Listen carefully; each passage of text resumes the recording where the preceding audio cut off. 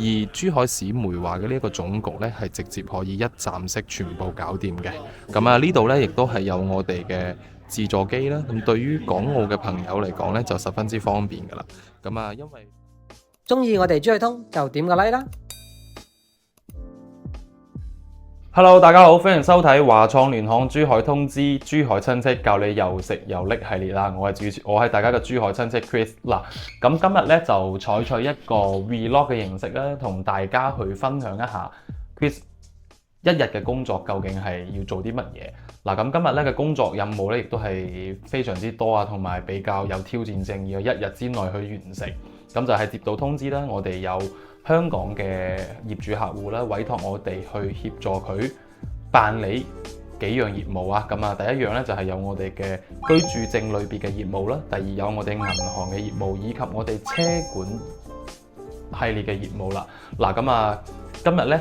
我就會以一個 vlog 形式咧，全程教大跟住鏡頭睇大家去帶呢個客戶去進行一個辦理呢啲相關嘅業務啦，以及一個一日嘅呢一個行程嘅安排啦。嗱，咁我哋而家咧就事不宜遲啦，即刻出發，先去接咗個客戶，再一步一步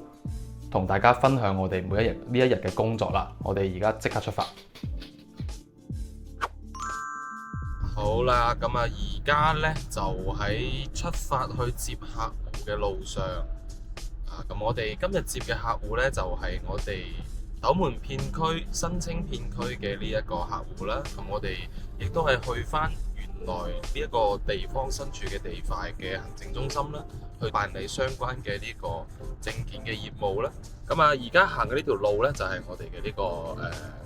珠海東部通往西部嘅呢一個主城路啦，即係以往嘅呢個舊路啦，珠海大道啦。咁啊，前面200-300米就係我哋嘅呢個珠海大橋嘅呢一個地方啦。咁我哋而家咧就一路行一路講。好啦，咁啊，我哋而家咧亦都係我哋嘅呢一個上班嘅高峰期啦。係我哋而家嘅8點半鐘嘅時間。咁啊，我哋喺珠海東部通往西部上班嘅車流啦，以及我哋嘅人次啦，其實每日咧都會係一個好龐大嘅數據啊。咁啊，而家我哋呢一個舊路嘅呢個珠海大道啦，亦都係每日都會好多車啊。早上嘅呢個通勤嘅時間啊，咁啊，除咗我哋嘅呢條珠海大道之外啦，咁我哋而家亦都係有我哋嘅另外一條環城高速啦，就係我哋嘅紅鶴大橋啦，香海高速啦。咁啊，亦都係我哋而家珠海另外一個將東西兩部貫通嘅一個核心嘅呢個交通重要樞紐啦。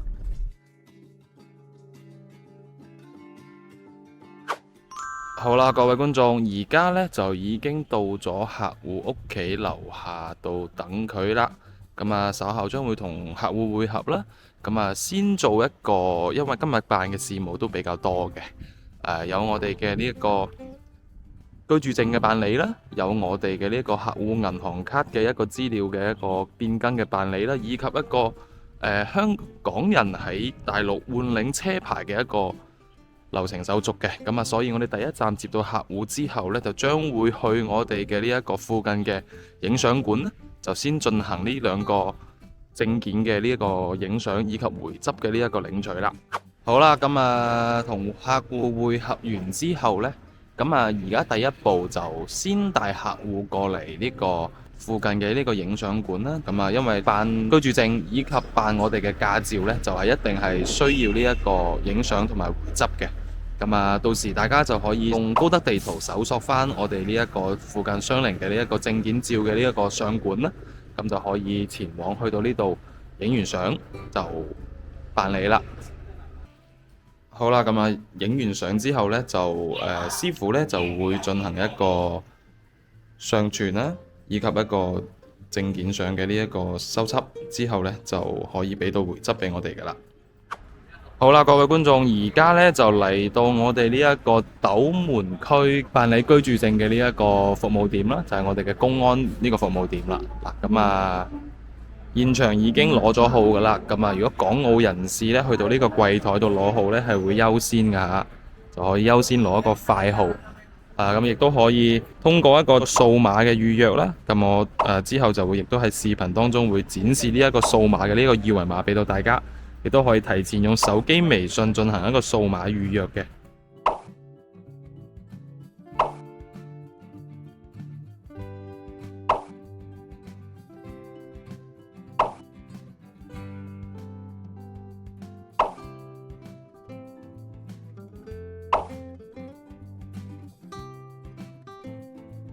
好啦，咁而家呢，就第一個辦理居住證呢，就已經辦理好噶啦。咁我哋呢，就選擇咗一個郵寄嘅方式啦。咁郵寄嘅方式就到時10個工作日內搞掂，就會寄到去相應嘅地址度啦。咁我哋而家呢，就出發去下一站，就係辦理我哋嘅銀行業務啦。咁呢一個整體嘅過程呢，用時呢，就係半個鐘到就可以搞掂噶啦。咁最好咧就提前預約咗個號，去到出事就即刻可以噶啦，就可以搞掂噶啦。好，下一站即刻出發。好啦，咁而家咧就嚟到附近嘅呢個工商銀行啦。咁由於咧客戶嘅個人信息咧就已經係進行咗一個變更嘅，咁而家咧就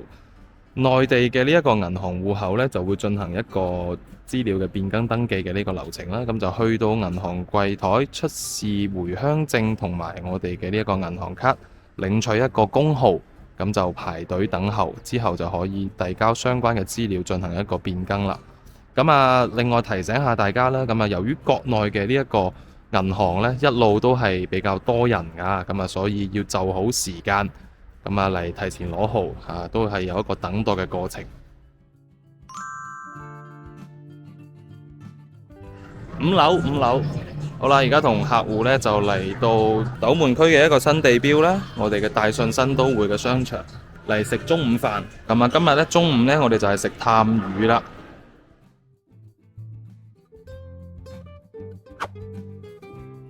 好啦，各位觀眾，而家呢就同客戶嚟到我哋呢一個辦理呢一個車牌嘅業務嘅呢個地方啦。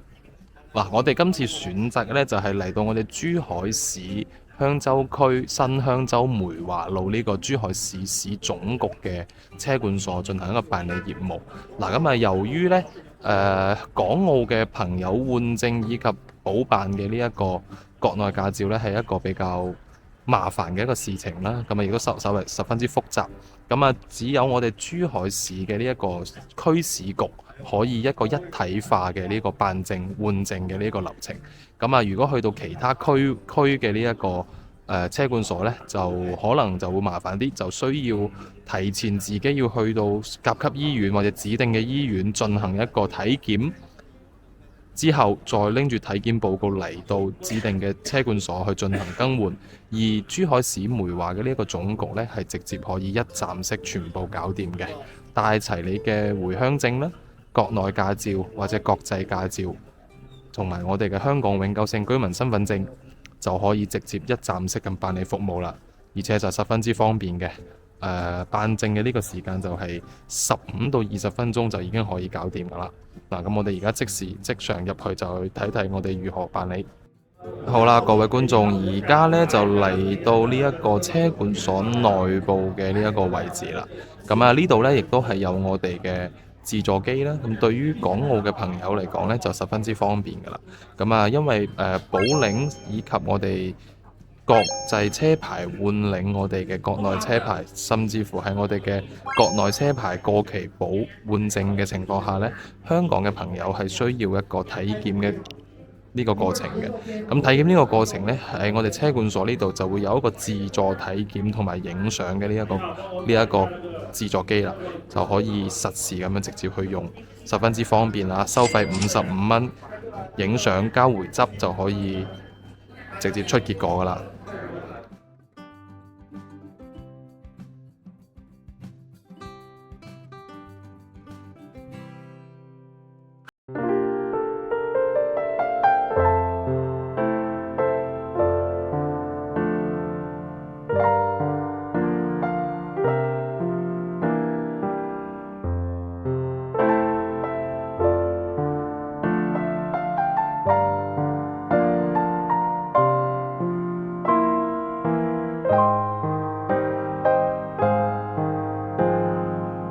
而家就辦理好業務，送到客戶嚟中海環宇城嘅呢個地方，行一行。咁啊，中海環宇城咧，亦都係好多香港朋友比較知道嘅一個新嘅珠海嘅一個地標級嘅 shopping mall 啦。咁我哋好啦，咁今日嘅相關業務啊，亦都係好順利咁樣去辦理完成啦。好啦，咁啊，安全將客戶送到指定地方之後呢，咁啊陪客戶行咗一陣我哋嘅中海環宇城啦。咁啊，而家呢，亦都係完美結束今日嘅呢一個行程啦。咁啊，準備返公司嘅呢個路上啦。咁啊，而家呢，係下晝嘅4點半鐘啦。咁啊，亦都係開始珠海呢個交通開始繁忙嘅一個時候啦。咁啊，亦都係好開心咁樣結束咗今日一日。咁啊，亦都十分之順利啦，幫客戶辦理好居住證嘅呢一個手續啦，亦都辦理咗呢一個駕駛證、國內駕駛證嘅呢個換領嘅呢一個手續啦。咁啊，亦都係仲有啲銀行裏邊嘅業務啦，亦都係今日一日嘅時間幫客戶搞掂晒。咁啊，十分之開心啦。咁亦都係安全將客戶送咗去指定嘅地方，客戶嘅體驗感亦都十分之好。咁我哋華創聯行嘅呢一個服務啦，亦都係想幫到更加多有需要嘅一啲朋友啦，以及業主啦，佢可能嚟到從香港嚟到我哋嘅呢一個珠海之後啦，咁佢好多一啲地方啊等等嘅，佢唔清楚點樣去咁啊，亦都可以隨時咁樣聯繫翻我哋，咁啊進行一個交流啦，以及我哋可以協助到大家嘅，亦都會一定盡心盡力咁去幫助大家。係啦，咁啊，而家就先開車，一陣間再傾。好啦，各位觀眾，咁啊 Chris 而家咧就翻到公司啦，亦都係叫結束咗今日嘅一個工作嘅一個安排啦。咁啊，今日嘅工作咧，其實亦都係比較充實啦，同埋比較開心嘅。開心嘅就係咧，客戶亦都係十分之滿意我哋呢個服務嘅流程啦。咁啊，其次亦都係可以好充分地咁可以解決，同埋以更快嘅方式去解決咗客戶嚟到內地嘅一啲想解決嘅問題啦。咁其實今日咧亦都係同大家匯報下工作啦。咁啊，亦都係做咗4樣嘢嘅。係啦，咁啊早上一早接到客戶之後啦，咁我哋咧就先去咗呢一個影相館啦，去進行呢一個居住證嘅呢一個回執嘅辦理啦。影完相攞完回執之後咧，就去到我哋嘅呢一個公安廳啦，就申報咗呢一個居住證嘅呢個辦理啦。咁啊已經搞掂啦。咁啊之後咧就會郵寄到俾我哋嘅業主啦。咁啊之後亦都係陪同業主去附近嘅銀行啦，去辦理業主嘅呢啲內地戶口變更信息嘅一個業務啦，亦都係好順利咁完成啦。咁到咗下晝咧，就去辦理我哋嘅呢一個業主嘅內地駕駛證嘅一個換領嘅呢個手續啦。咁啊辦理車牌咧，其實亦都係可以講話比較複雜啦。話複雜係複雜，話簡單亦都可以講簡單。咁啊主要咧去嘅地方好多啦，咁啊亦都有唔同嘅車管所嘅要求唔一樣。咁啊現時嚟講，亦都喺呢度同大家講一聲啦。咁啊喺我哋嘅呢一個珠海香洲區嘅呢個梅華車管所，呢個係屬於我哋珠海車管所嘅總部啦，亦會係由一個一站式嘅服務，即係大家就唔需要再去影太多嘅呢啲相啊，甚至乎體檢啊呢啲，亦都可以喺呢個車管所當中一站式咁樣去辦理完噶啦。咁啊視頻嘅前面亦都有同大家介紹過，帶齊我哋嘅呢一個內地嘅駕照啦。身份香港永久居民身份證啦，以及我哋嘅內地嘅回鄉證啦，同埋我哋嘅一啲嘅體檢報告。咁如果咧唔需要體檢報告嘅情況下，就直接可以去到車管所一站式搞掂。咁但係有啲朋友會講啦，咁我哋好多嘅住嘅地區咧，咁可能就唔係話係香洲區，喺斗門區啊，甚至乎係金灣區。咁啊，目前咧斗門區同金灣區嘅呢啲地區咧，係需要大家先去醫院進行一個體檢嘅呢一個報告啦。咁體檢亦都十分之方便啦，直接去到醫院前台攞號就講話係車牌嘅呢一個體檢啦。咁亦都會有相關嘅工作人員去指引到大家去唔同嘅地方進行一個體檢。咁啊拎住個報告，體檢報告就可以去到我哋車管所攞個號，跟住咧就有工作人員會為你辦理啦。咁啊之後亦都可以選擇翻郵寄啦，或者係去到現場攞證嘅呢個工作啦，咁啊亦都係十分之方便啦。嗱，咁啊好多香港嘅港澳嘅朋友啦嚟到內地，咁好多呢啲事務，咁佢可能係唔熟知嘅。嗱，咁我哋咧亦都作為一個本地人啦，咁亦都係辦理咗好多相關嘅呢啲業務，咁啊亦都十分之熟悉呢個流程。嗱，咁啊屏幕前面嘅觀眾咧，如果係翻嚟內地有呢啲咁嘅業務要辦理，亦唔清楚點樣辦理嘅情況下咧，亦都可以及時聯繫上方嘅電話啦，問我同我哋呢邊溝通，我哋亦都會俾出相關嘅一啲指引啦，同埋一啲路線啊，俾到大家去更方便咁為大家去解決呢一啲問題。嗱，咁啊今期嘅節目咧到呢度亦都差唔多啦。咁啊下期咧，咁啊可能亦都會推出一啲我哋本地人推介嘅一啲可能去吃喝玩樂啊等等嘅一啲資訊，咁啊中意呢方面嘅呢啲資訊嘅朋友，亦都可以 follow 翻我哋呢個頻道啦。嗱，咁今期嘅節目咧到呢度亦都差唔多啦，咁我哋下期再見啦，拜拜。